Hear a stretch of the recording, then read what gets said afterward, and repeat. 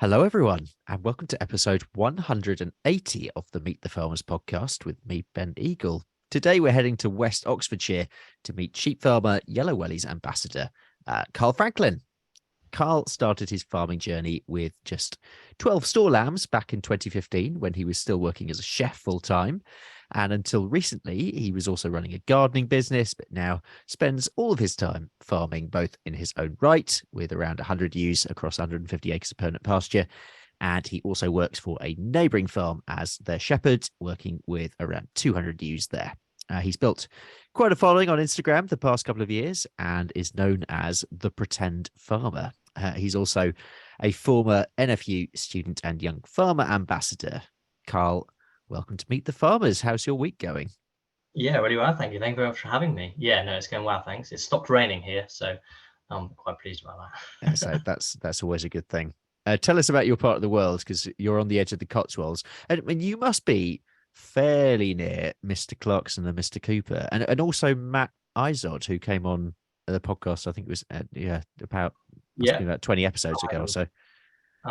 Matt, I'm not sure. I know Matt, but I'm not sure exactly where he farms. Okay. I border Mr. Cooper.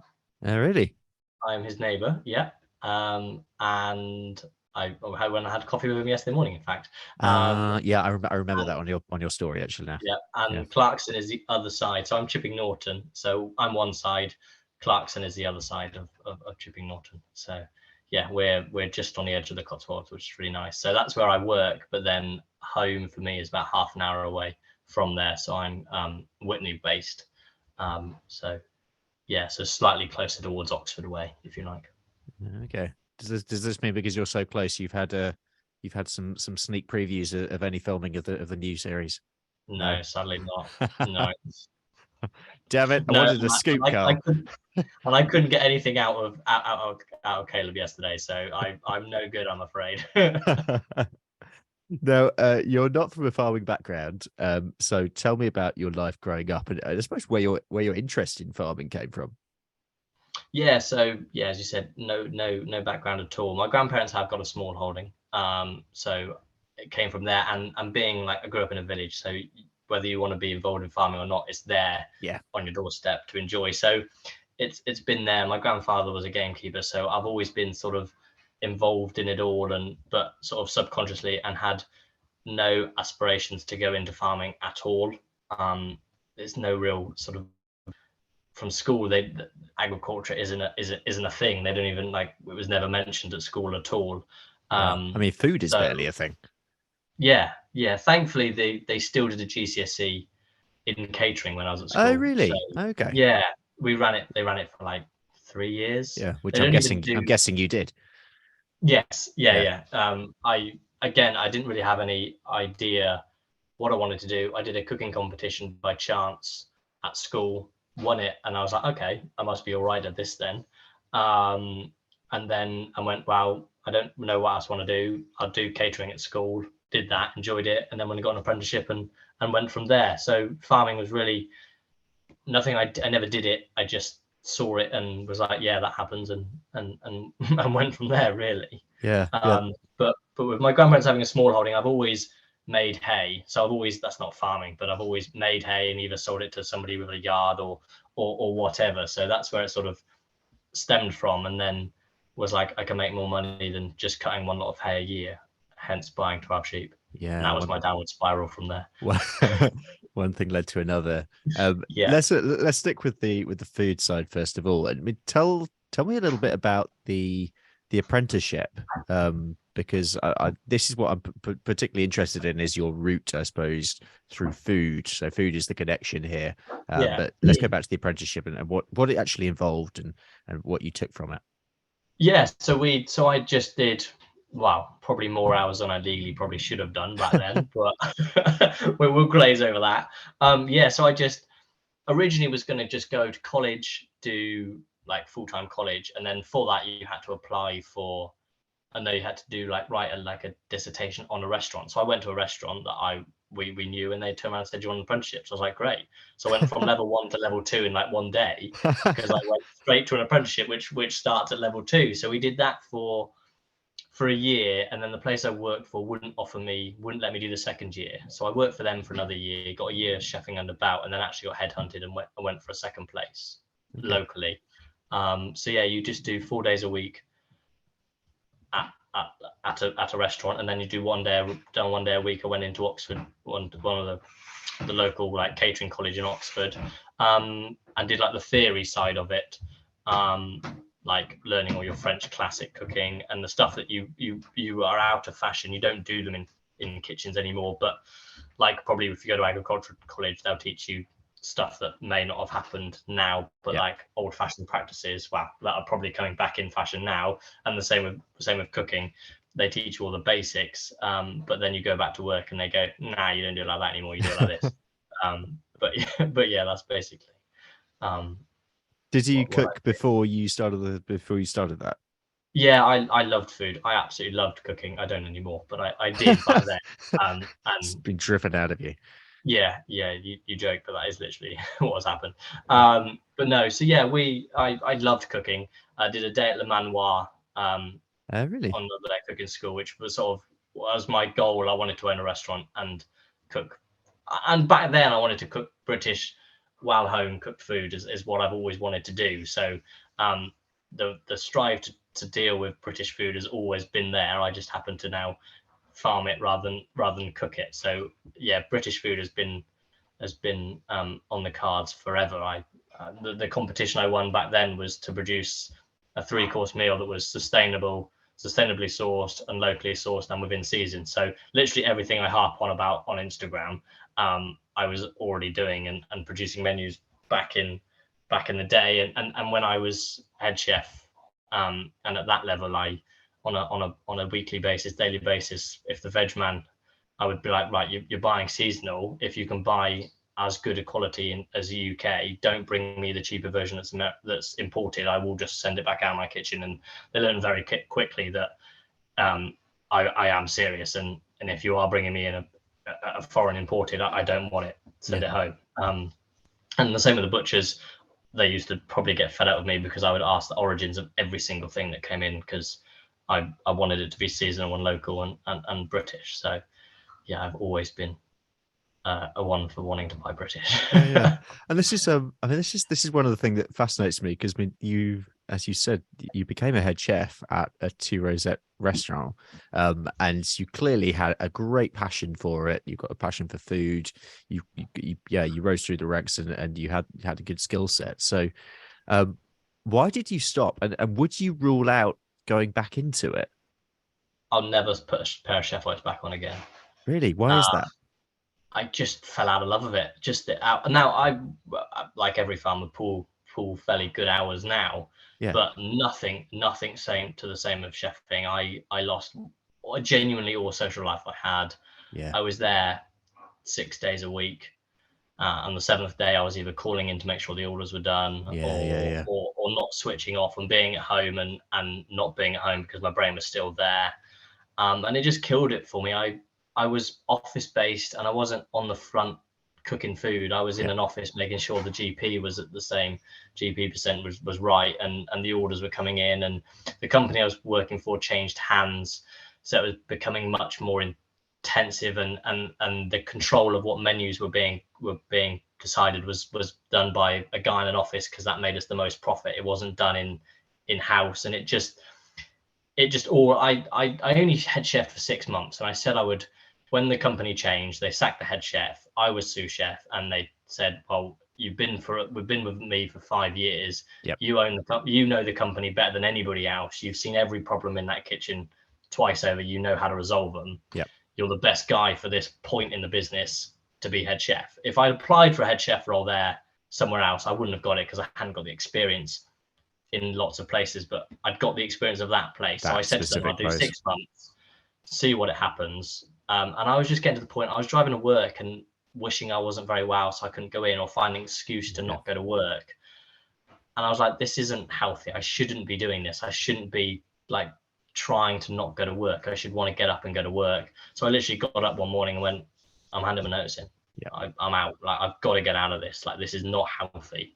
I really wasn't in a good place. So I literally genuinely woke up and went, right, I'm out, and handed my notice in to nothing to go to. Mum and dad own a gardening business, so they said, well, give it a go. Like, even if you just do it for 6 months, a year, just to give us a hand because we're so busy. And that's the plan. I wanted, at that point, I wanted to go farming, but I wasn't big enough. I had no experience to apply for a farming job. I also didn't want to go backwards. Like, I didn't want to go and get an apprenticeship because I was 21. Like, I'd done my time of being someone's dog body, if you know what I mean. Like, I'd done all of that, and I just, yeah. So I went and started gardening. But I don't regret the chefing at all, and I loved it. And I think it puts me in a good state that I can hold a conversation with a chef, somebody wanting to cook, a butcher, and a farmer now. Like, I've got those three things. I can talk to everybody. I understand what consumer wants, and all the way down to how to farm it now. Like, I understand it all. So it sort of, it benefits me that way. But and I like, if I'm in the mood, I'll cook food, and I don't mind cooking at home. But no, to go back, I see chefs cooking, and I'm going to a restaurant, I'm like, fair play, I've been there, but I couldn't think of anything worse now. Like, Yeah. Do you no. and we're sort of jumping about the story here a bit, but do you sell any of your, no, so it's completely my fault, but do you sell any of your lambs to all my restaurants? lambs. And does anything go to that specific place? No, none go to there. Oh, that would be nice. I used to, when I worked there, we used to take my lambs. I'd sell some to an old head chef of mine, so they go straight into Oxford, which is nice. But no, all the rest of my lamb goes straight to a box, straight to consumer. Because the problem is with restaurants is, unless you've got a head chef that knows how to butcher an animal, they just want primal cuts. They're not interested in having the knowledge to do breast of lamb or the neck. And obviously you only get so many off of a lamb. So it's having that skill to be able to use everything, and not being able to just go, right, I need 6 legs tomorrow. So it's being able to work with restaurants to understand, like, the time frame as well. Like, chefs don't understand that because they ring the butcher and say, yeah, I need 20 chops tomorrow, the butcher just has them and they arrive, and job's done. Whereas farming, obviously, we just can't pluck that out of the air. You've got to have that lead time. So it's sort of getting restaurants and chefs to learn that if you want the better quality, or you want to buy direct from farm, it doesn't work that you just ring up a farmer and say, I need that tomorrow, because it doesn't work like that. So yeah. I mean, I've met some great examples of situations where you have farmers and butchers, say, or restaurateurs working in a sort of local network, but I always find that it sort of seems to be few and far between as those examples. Would you say that as an industry as a whole, and that I'm talking about the entire supply chain there, or I suppose local direct supply chains from farmers, local outlets, butchers, restaurants, could we do more to be connecting those two together? Absolutely. It's getting farmers to understand how restaurants work, and restaurants and chefs to understand how the farming industry works, and trying to link them up. And also, chefs always think because they're buying direct from farm, they should be getting it cheaper from the butchers, but they don't understand that the butchers can get it cheaper because they're buying en masse. Yep. And they're not paying. So it's well, like everything, and I'm sure we'll say this plenty of times today, it's education. That's what it boils down to, and getting them both to learn how it works, which helps me because I've done both, so I understand both. Like, I can switch my hats and understand both of them, and the difficulties of it. But yeah, it is very much, it would be great, to link more up, but it's chefs on a Saturday night or a Friday night running out of something, and there's no way you can get that from a farm unless they happen to hold stock. It only works if it's a special, I think, is how it would work. You can't really do it on a regular basis, unless you've got, and sadly, chefing world, we're digressing now, but chefing world, that's fine. you're losing skill set now, sadly.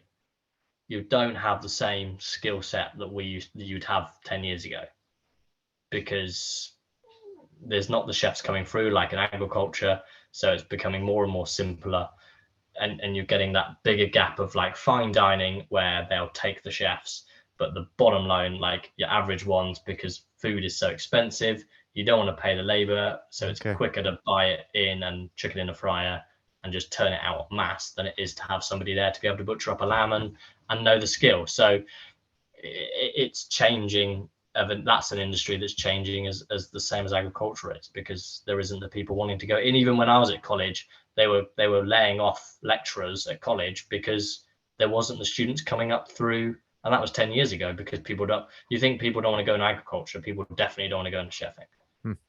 Fascinating. Um, Let's go back to the timeline. So let's keep us on track somehow. So you joined the gardening business. So you're making your money doing gardening. You buy your first few store lambs in 2015. So this is a few years after that, I assume. So tell me about sort of that crossover time and why that happened. So if you'd asked me when I bought store lambs or a couple of years on, I would have told you I'm never going to go into breeding. There's no money in it. Yeah. All I'm going to carry on doing is make my hay in the summer, buy my store lambs, run them for the winter, get rid of them, yada, yada, yada. I still like a holiday in the summer. Yeah. God forbid I'm ever having lamb breeding stock. Then I took on a block of grazing of, I don't know, 20 odd acres. But the condition was I couldn't cut it for hay because it was a bit steeped. Like it just doesn't, it sits a bit wet at the top. It's banked. You can't make hay off it. Okay. I said yes as I sold my store lambs. I had nothing to graze it, so I went, I'll just go buy some ewes. So I then bought some ewes, and then COVID hit. So I literally bought them. No, I bought them during COVID. I bought them in the June of COVID is when I bought them. So I sold the last of my lambs just as COVID was coming in, and then I bought my first ewes, bought my first 36 shearlings, in the beginning of COVID. You took the leap then, and then was like, what have I done? Basically, well, I'd got 9 already, because I'd seen on, I think it was This Farming Life, somebody bought gimmers, run them through, and then sold them again. I was like, I could do that. Great. So I bought 9. They're still running in the flock now. I've never sold them. Really? Yeah. And yeah, bought another 36, so lamb down 42, or 43, whatever it was, in April of the second lockdown, or whatever that time of period of time was during COVID. Say that whole time sort of all blurs into one, really, isn't it? Blurry, time. What breeds are we talking? So the first lot were Texel, Barachon crosses, commercials, basically. That's what I label them as, is my commercial block. But yeah, I'm slowly getting rid of them, slowly culling them out now. I'm gone into New Zealand Romneys is where my love sits now. Okay. At that stage, what were you thinking about where you were going to go with this? Did you have a plan? Did you have ambition, or was it like sort of, I've got these 36 ewes, what am I going to do now? At that point, I knew I wanted to go into farming. So I knew that's where I wanted to be. I had done the winter before that, I'd done my first lambing for somebody. So Emma has got to thank. She's one of the people that's helped me get where I am now. Okay. So I went and did a winter lambing with her. Okay. Is that when you got the bug? Yeah. So from getting the store lambs was where the bug was, but I'd always, like, my business plan had always been sheep winter, hay summer. That's how I'd done it on, build it up. But I didn't know where I'd go with farming. I'd always thought, well, I'll always have the gardening business probably. I don't know. I've never planned any of it. It's just sort of happened. It's probably my downfall. And then I was like, I want some experience of lambing. Like, if I'm ever going to have a flock, I can't do it until I've lambed something. So I went and did the winter for her 1 day a week, like electric fencing lambing the few that lambed. We think we lambed down 100, 200. I can't remember what it was, but basically I was only there once a week, so it wasn't like I was in the thick of it, but I was still getting some experience. Then I bought these with no plan really. Just I needed some sheep before I lost that bit of grazing. I could buy some shearlings off a friend. So I did. And then I bought my first ram off of Emma as well. So yeah. Okay. And then still no plan. and then very, very recently, you've literally, so you're farming all the time now. So yeah, you're working for a neighbor, managing their flock. Yeah. So again, absolutely no plan at all. I was very happy running my gardening business, have done for 4 years, just taken somebody on. And Really? then I just literally were in the process of him being self-employed, debating about employing him, trying to expand it. And then I was on the way to the NSA sheep show actually. And a guy texted me and was like, I've been given your number. We're setting up a flock on an arable farm. Would you be interested? Can I give you a ring? And I was like, yeah, give me a ring. Thought in my back ahead, well, I'm not interested. I've got a full-time job already. Yeah. Like I'm farming 100 sheep. How on earth am I going to add that to my sort of? I also work for a lick bucket company as well, 2 afternoons a week in an office. Right. So I was like, there's no way I can physically fit in running. Where is the time? Yeah. Where's the time? Thought, well, I'll inquire, because they've also said, like, if you're not interested, can you find, like, see if you know of anybody. If we tell you what it's like, you might know somebody that would be interested. So I was like, yeah, I'll take it on, or come and have a listen, see what you're all about. And then when I went and met them, and we're doing regenerative farming, like we're adding sheep back into the rotation of arable, like literally everything that I'm interested in, and all of that. And I was like, still, how am I going to do this? So then I went home and I talked to my girlfriend and parents and everything. And they're like, well, why don't you take that on and do that as your full-time job? And I was like, oh yeah, that's a good point. So it gives you the bit more security. I'm still self-employed for them at the minute, but we'll become their full-time employed shepherd once at the minute it's so unknown. We're only running 200. We want to be at 400-500 next year. So yeah, there was no plan to it. Thankfully, the guy that I was going to employ was like, well, I'll just take the business. He was starting up. So it was great because he wanted, perfect. I was able to give somebody the leg up. He's just taken all my clients over. Brilliant. It's not like I've let anybody down. He's just taken and run with it. Great. So it worked sort of perfectly, and now means I get to work and farm full time. Oh, well done. How does it feel and I ask this question a lot, but how does it feel as a new entrant into farming? And I suppose that goes both to a certain extent locally. I don't know exactly what the situation is in your local area, but also generally as part of the farming community. What do you mean? Sorry. So how welcoming do you find the farming industry to be generally? Absolutely, so welcoming. Like I've not met somebody that doesn't want to help me, and that's genuine. Like, and if they can't personally help me, they will pass my name or give me a contact.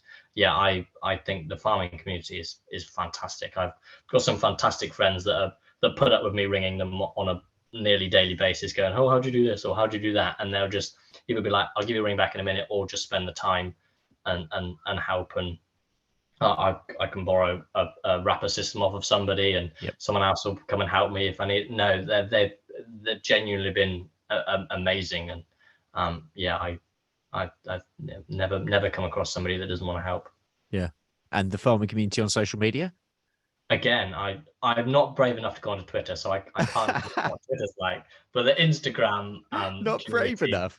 No, I don't know. People have always said it's miserable, and you just get attacked on Twitter. So Instagram is seems to be a full-time job as it is. So, but again, the community is just great on there as well. Yeah. It's brilliant. Again, so welcoming, and sometimes I probably don't need as many opinions as I do get from everybody, but I'd rather that than have no conversations at all. And yeah, it's great. And I really like it when people like message and be like, oh, you've made me think twice about where I'm buying my food from, or encouraging me to get into the industry, or showing that you've managed it. So I'll hopefully do it the same. So no, I think it's a fantastic tool for farmers. Yeah. So when did you start your Instagram account, and why did you start it? Because I think as we were talking before we started recording, actually, it sort of evolved, didn't it? So you had it Yeah, so for a lot like longer, everybody, and then I it had an changed. yeah, I had an Instagram account, and I probably posted like once every 2 years or something on it. Yeah. I really didn't do anything the pretend farmer as a joke, because I'd got 12 sheep and I was like, I'm a farmer now, and then I just got told, no, you're just a pretend farmer. And it sort of That's how that stuck. started, right? So that started with that, and then I just started doing a bit. Like, I think I recorded like through a haymaking season, and then I'd get friends be like, oh, okay, I didn't realize that's how that was, or I thought all hay was all straw, and all of those questions you always get. So I was like, oh, okay, people find this interesting, so I'll do a bit more. And then I reared some pet lambs for somebody I did like 50 pet lambs for somebody one year. So I filmed all of that, and people really enjoyed it. So then as I just progressed with more and more farming, I just shared more and more. And then before you know it, you're showing every single day of what you're up to, and whether that's even farming. I seem to share everything, well, within reason. So yeah, it's been really like, I never planned to do any of it. I never went out, I was like, right, I don't see myself as an influencer anyway, but I never went out to try and achieve that. It was just solely, well, as I said, I started the name was a joke, as it was. And then, yeah, I just did it for friends, and then you'd gain more, and you'd get invited to do stuff. Like I did the Yellow Wellies asked me to be an ambassador, and I Yeah, did of course. take over with them. And then the NFU sort of started getting in contact, and I started doing stuff with the NFU, and then became an ambassador for them. And it's just sort of, and then been invited on podcasts, and it's just sort of rolled from there. Really, it's never planned at all. But I Yeah, love it. I love doing it. yeah. I'm sorry. I'm going to keep on going back to this because I Mhm. know that I know that you say you don't have a plan Yeah. at all, and things just happen. But the stage you're at now is certainly with the other flock as well. Um, what would you what is your vision? Where do you see yourself in 10 years time? Do you want to grow your current flock? And if so, Yeah. how? Would you consider going sidestepping away from sheep, or is sheep your No, passion, and that's what you sheep want to is my stick with? passion. I love, yeah, I wouldn't move off of sheep. I do about 3 days a year cutting straw, and that's enough for me in a tractor. Um, I don't mind doing it, but I couldn't see myself sitting in a tractor all day drilling. I enjoy, and I really enjoy regenerative farming and learning all that side of it, and the importance of having sheep in that rotation. So no, I can't see myself coming away from sheep. Where I end up with a level of employment to my own sheep, I don't know, Yeah, because like round here, there's not the tenancies at all. yeah, Like yeah, I couldn't fall into a council tenancy rent like farm. They just don't exist. So it'd mean leaving, and I love this area, and I wouldn't want to leave the area. So that's what everyone in your part of the world says. yeah, it's Oxfordshire. Why would you want to leave? I wouldn't want to go at all. So I could, at the minute, like if I hadn't have taken the job on, I would have expanded the flock much quicker. Um, but now I get my sheep fix every single day of the week. Yeah, There's no need to expand them, so I will just tick along with the ewes. I'm breeding my own replacements now, so I will obviously naturally increase because I'm keeping X amount each year. yeah.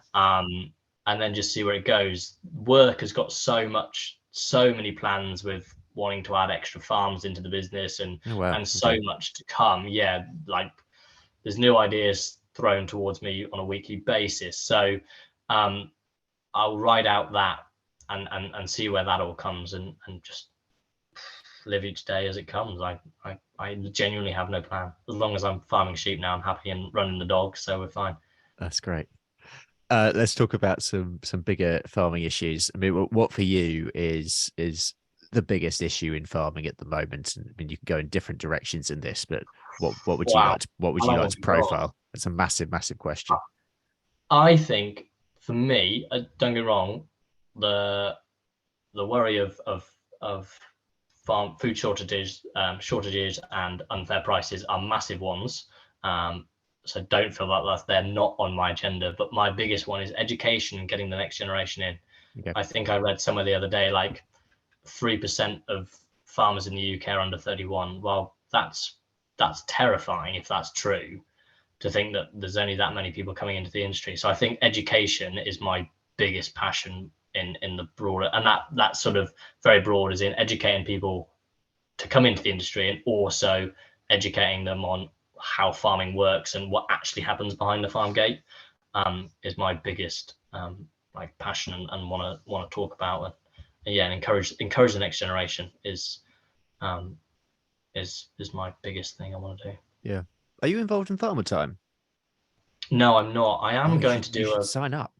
I know I'm about to do my own, like somebody approached me off Instagram and asked me to do a Zoom with a school. Ah, brilliant. So I'm going to do that, see how I get on with that one. And then I keep thinking about it. I'm good friends with Farmer Tom, who runs it, or is heavily involved in it. So I really Mr. should. Martin. I'm fairly heavily involved in scouting as well, so I have a link with young people, that side of it as well. So, Yeah, I came across an article actually with you as your yeah, your finally they cubs. answered. They came back to me and would do an article with me. after a lot of hounding, I finally got there. Let's talk about yellow wellies for a bit, which you mentioned a bit earlier on. But so you're an ambassador with them. What does that look like on the ground? What do you do in that role? So very sadly, wow, it's more so on what I want to do. So I do like as much as I want to on social media and promoting it on that side. And then we're probably busiest during Farm Safety Week. Yeah. So like answering the phone to radio interviews or TV interviews, and just promoting yellow wellies as much and as little as we want to, basically, and then just sort of talking about mental health side of it, and quad safety, and loads of things. So yeah, to be honest, I haven't done a great deal with them recently, but yeah, it's sort of like all these things, it fluctuates, and you put in as much as you want to put in, really. And you have been in the past a student and young farmer ambassador for the NFU. We had Bizza Walters actually on a few weeks back, who is in that role at the moment. Yeah, what? Tell me about that experience and what that involved.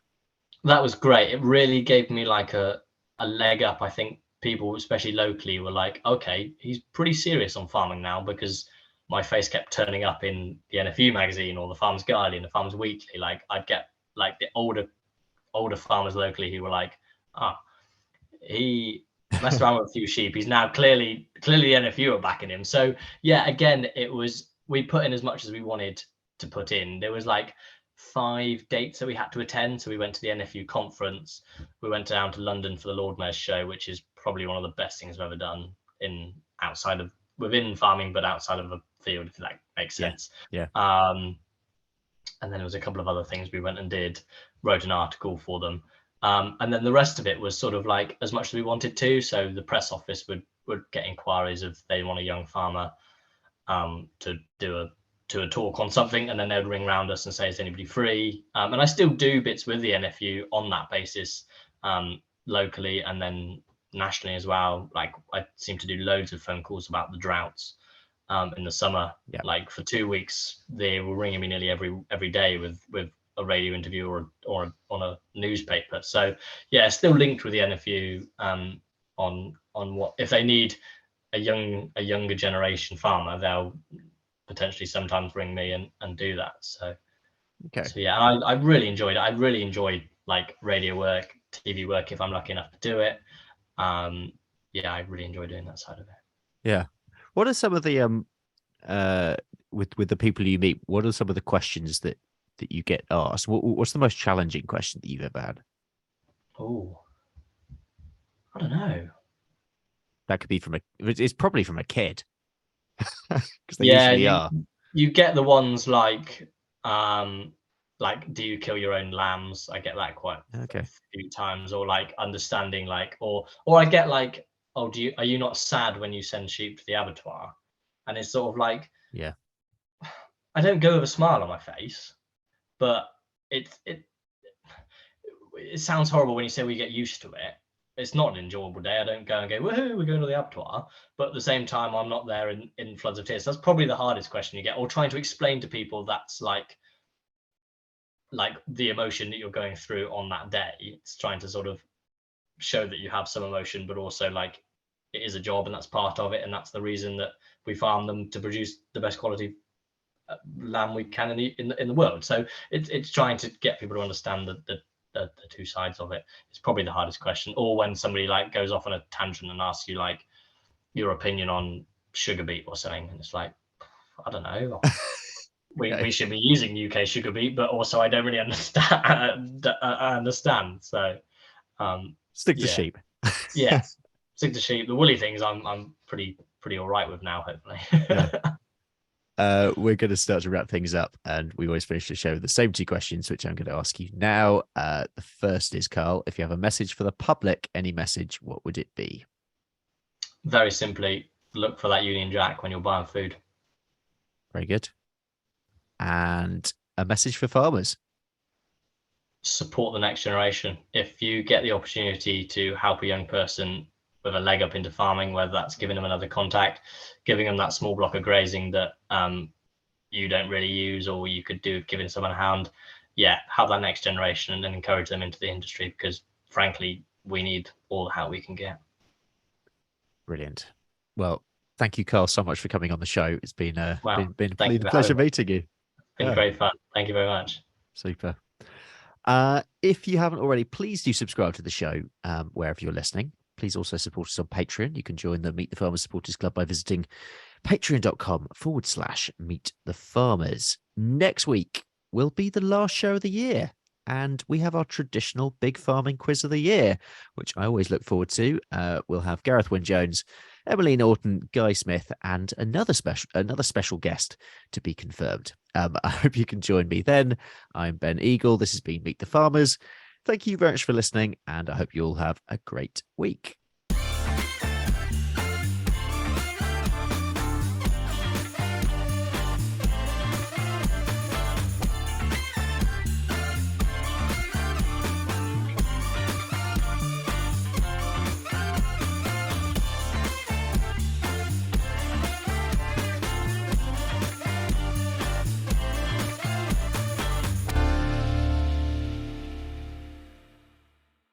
My year, generally, he's got much more music because Gareth has still got his wig on, and anybody who's watching this will have no idea why he's wearing a wig. Well, I mean, I wasn't going to release the YouTube version, but I think I'm going to have to now. You're going to have to, because otherwise the wig is going to make no sense.